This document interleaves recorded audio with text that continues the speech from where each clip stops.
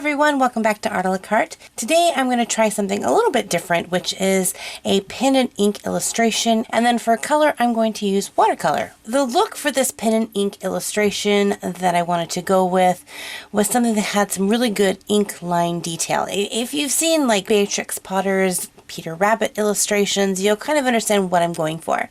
I mean, I didn't want to do a copy of hers, but I really like that style, but I wanted to get kind of that feel for it and kind of just play around with it. So the first thing you want to think about when you're starting any kind of artwork is to know what medium you're going to use, because that will determine what type of paper that you're going to use. So I knew I wanted to ink this in with a very fine line, so I would need something that didn't have a super bumpy texture or heavy tooth to the paper, but I knew also I was going to put a lot of water on this, so it'd have to be something that could hold up. The paper I found that worked the best for me is a Canson's watercolor paper. It's a pretty durable paper for watercolor, and it takes ink very well. I also decided I didn't want to make this a huge piece. Sometimes practicing on a smaller piece will be better for you. So I took the watercolor paper and cut it down. Because I'm going to do this pen and ink, I need to make sure that the pencil I'm using is easy to erase and that I'm using really light pressure. So the thing with this style is the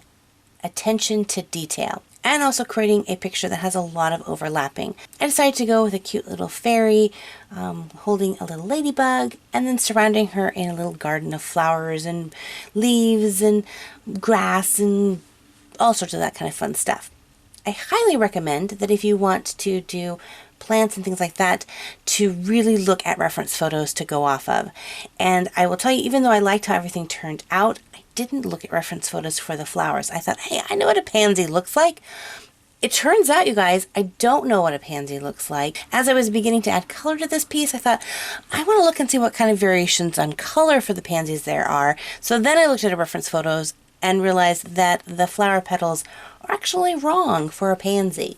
So don't think you know what you know, make sure you know what you know, and then you'll know it, right? Okay, what? Okay, back to the inking process. This part really takes a lot of time, and I feel like I kind of rushed this piece, both in the inking process and later on in the painting process, just because I wanted it to be for today's video, and I didn't realize it would take this amount of time for this tiny of a drawing. I was giving this piece, you know, a good hour, an hour and a half to do a tiny little piece. I mean, you can see how small it's, my hand is bigger than the whole piece.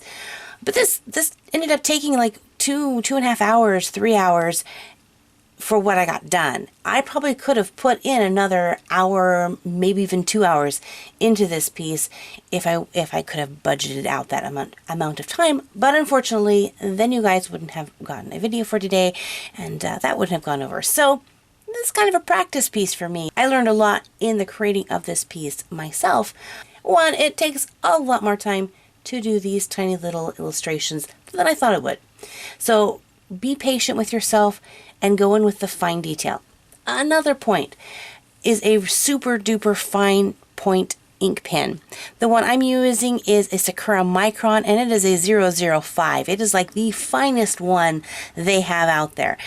If you get a 005, know that the nib point on that is really delicate. If you push too hard, you will destroy your pen. So make sure to have very light pen pressure. Now comes the fun part of finally getting to add in some of the color to our illustration. Before you go and erase the pencil lines, make sure that your ink is completely dry. You don't want to smudge it at this stage after putting in so much time already. So the paints I'm using to color this is just my regular watercolor palette set. Everyone always asks me what brand I use. I have a multiple brand collection, mostly Winsor Newton, but a couple other random brands thrown in there. I use the tube paints, so I buy each color individually in the little tube. So when I'm at my local art store and I see a sale or a new brand of paint that they have, I might buy a tube or two just to check things out, see if I like that brand or not. But for the most part, Winsor Newton is the brand that I like. I'm not going to go into a lot of step-by-step instructions on how to watercolor. I actually have a whole playlist that includes all of that. So if you want to learn more about watercolor, I'll put a link to that playlist at the end of this video or in the description box below so you can check that out. But one tip I will give you, which I think will solve probably about 75% of all the problems that people have with watercolor, is to understand that watercolor is painting with water. Wherever there is water, the paint will go. You control the water, you control the paint. So for this piece, because there's a lot going on, you have to work it in sections. Think of wet paper as a corral. Anywhere there's wet paper, the paint's going to flow and travel freely. The more water, the faster the paint is going to flow. But even if the paint is slightly wet, other paint, if it touches it, is going to bleed over into that.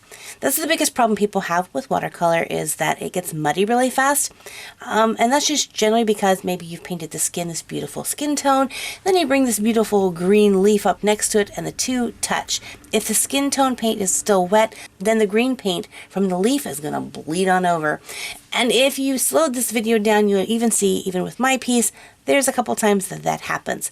If it does happen for you, don't worry, take a deep breath, get a clean wet brush, wipe off as much water as you can, and tap it along the contaminated areas. Your water is going to travel to wherever is drier, so making sure that your paintbrush is drier than your water will soak up into the paintbrush along with some paint, and you can kind of lift that paint out, let it dry for a second, and then reapply your paint to those areas. Again, making sure that each area is painted and dried before you put in the next area.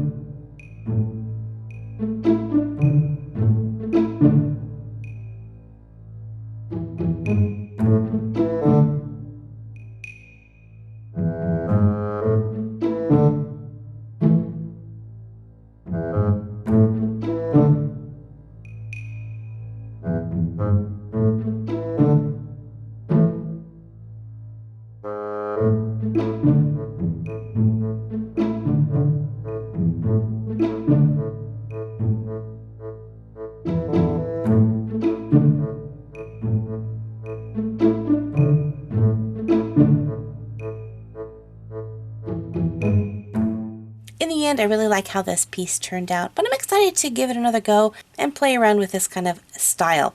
If you enjoyed this style as well, make sure to give this video a thumbs up or let me know in the comment section. And as I continue to play around with this, I will try to record other videos so you can see my progress. And hey, if you guys missed out on Monday's Artist Showcase video, I'll leave a link to that. By far, this Artist Showcase has been the most inspirational to me. I loved every single piece that I saw, and I think you guys will too. So check that video out. And until next time, God bless you guys, and we'll see you later. Bye-bye.